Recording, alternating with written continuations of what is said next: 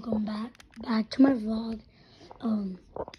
I hope you see the first video. Today I'm gonna show you how to make a pattern of a Rubik's cube. So first you are gonna do the face, okay? So the red always goes to the orange, so like this.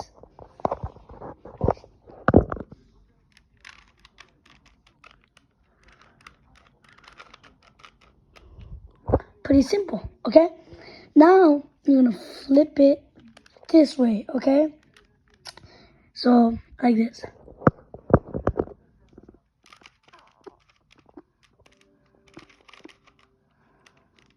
Okay, now you got the whole face of it. Now starting to this side. Follow with my steps.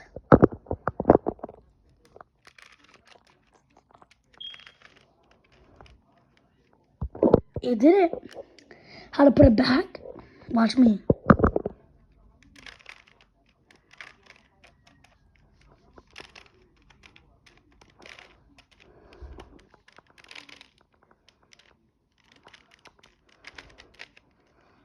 There you go. You made your first Rubik's Cube pattern.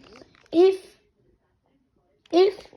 you hadn't did your first Rubik's Cube pattern, watch this video and hit the subscribe button. Peace.